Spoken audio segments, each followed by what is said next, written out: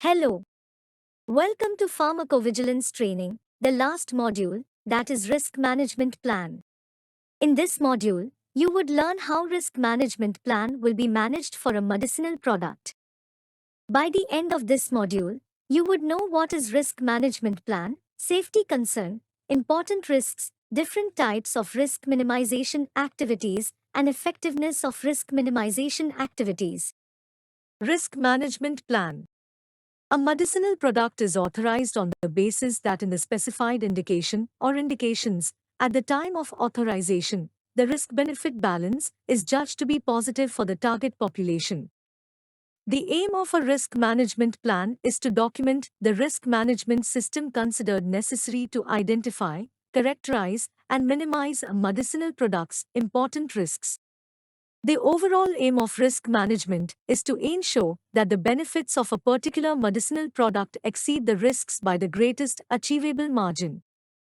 The primary aim and focus of the risk management plan remains that of appropriate risk management planning throughout a medicinal product's life cycle.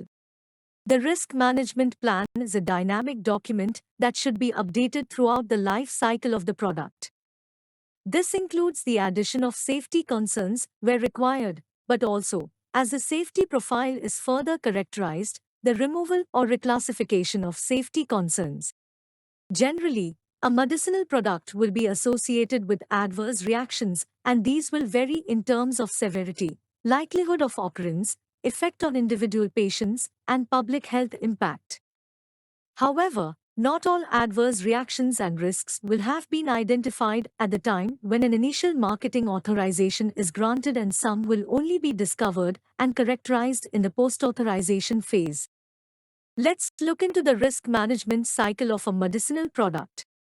Risk management is a continuous process throughout the life cycle of a medicinal product, which includes data collection, identification of risks, evaluate or assess the benefit-risk profile, plan for suitable risk minimization measures, and implementation of risk minimization measures. Collection of data from all available sources is crucial for all medicinal products as part of surveillance. Identification of risks from the data and analyze for risk-benefit balance is important for risk management plan.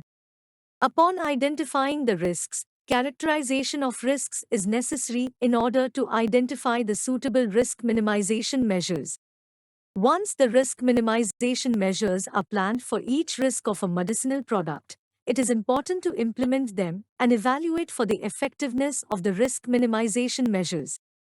We will see these in detail in further slides. Safety concern is an important identified risk, important potential risk, or important missing information. That is, it includes the qualifier important in relation to missing information. So, any important identified risk, important potential risk, or missing information is called as safety concern. All the safety concerns of a medicinal product will be described and characterized well in the risk management plan. Let's see each safety concern in detail. Important identified risks are the risks that are undesirable clinical outcomes and for which there is sufficient scientific evidence that they are caused by the medicinal product. Reports of adverse reactions may be derived from multiple sources such as non-clinical findings confirmed by clinical data, clinical trials, epidemiological studies, and spontaneous data sources, including published literature. When a causal association between a risk and medicinal product is confirmed by scientific evidence, it is called an important identified risk. Important potential risks are the risks that are undesirable clinical outcomes and for which there is scientific evidence to suspect the possibility of a causal relationship with the medicinal product, but where there is currently insufficient evidence to conclude that this association is causal. When a causal association between a risk and medicinal product is suspected by scientific evidence, it is called an important potential risk. Missing information refers to gaps in knowledge about the safety of a medicinal product for certain anticipated utilization, example long-term use, or for use in particular patient populations, for which there is insufficient knowledge to determine whether the safety profile differs from that characterized so far.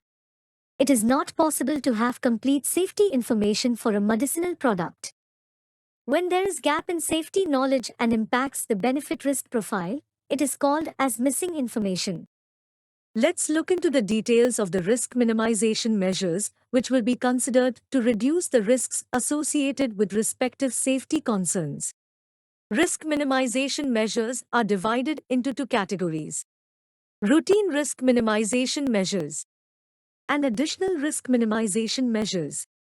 Depending on the nature of risk and its impact on the benefit-risk balance of a medicinal product, appropriate risk minimization measures will be planned.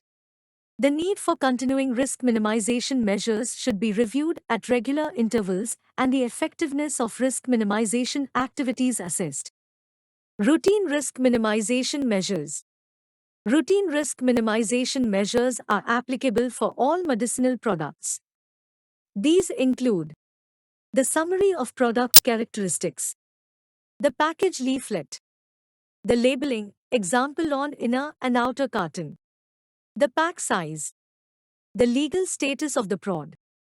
The summary of product characteristics and the package leaflet are important tools for risk minimization as they constitute a controlled and standardized format for informing healthcare professionals and patients about the medicinal product. Both materials provide routine risk minimization recommendations. However, there are two types of messages: the summary of product characteristics and the package leaflet can provide routine risk communication messages and routine risk minimization activities recommending specific clinical measures to address the risk. The pack size. Since every pack size is specifically authorized for a medicinal product, planning the number of dosage units within each pack and the range of pack sizes available can be considered a form of routine risk management activity. In theory, controlling the number of dosage units should mean that patients will need to see a healthcare professional at defined intervals, thus increasing the opportunity for testing and reducing the length of time a patient is without review. Legal status is for controlling the conditions under which a medicinal product may be made available can reduce the risks associated with its use or misuse. The marketing authorization must include details of any conditions or restrictions imposed on the supply or the use of the medicinal product, including the conditions under which a medicinal product may be made available to patients. Typically, it includes information on whether or not the medicinal product is subject to medical prescription. Additional risk minimization measures may differ widely in purpose, design, target audience, and complexity. These measures might be used to guide appropriate patient selection with the exclusion of patients where use is contraindicated, to support on-treatment monitoring relevant to important risks and/or management of an adverse reaction. Additional risk minimization measures that may be considered in addition to the routine risk minimization measures, including educational programs, controlled access programs, other risk minimization measures.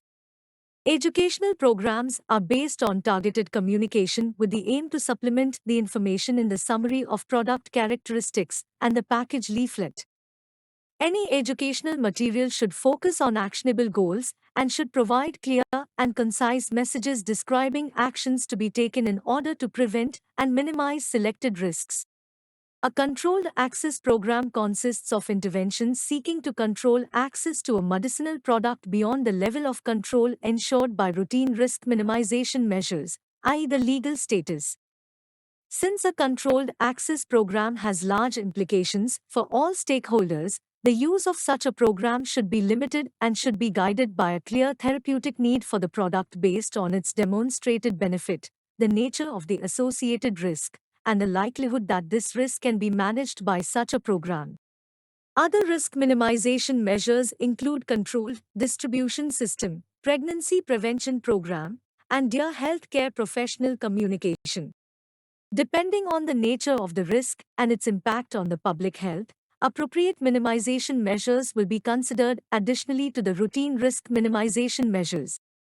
Evaluating the effectiveness of additional risk minimization measures is necessary to establish whether an intervention has been effective or not, and if not, why and which corrective actions are necessary. The evaluation should be performed for the additional risk minimization tools individually and for the risk minimization program as a whole. To evaluate the effectiveness of additional risk minimization measures, two categories of indicators should be considered. Process indicators, outcome indicators. Process indicators are necessary to gather evidence that the implementing steps of additional risk minimization measures have been successful. These process indicators should provide insight into what extent the program has been executed as planned and whether the intended impacts on behavior have been observed. These includes reaching the target population, assessing clinical knowledge, and assessing clinical actions. Outcome indicators provide an overall measure of the level of risk control that has been achieved with any risk minimization measure in place. For example, where the objective of an intervention is to reduce the frequency and/or severity of an adverse reaction, the ultimate measure of success will be linked to this objective. These are the references where you will have more details on the risk management system. With this, I would end this module.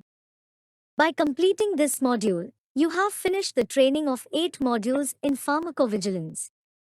I wish you all the very best for knowledge check on these modules you have learned so far. Thank you.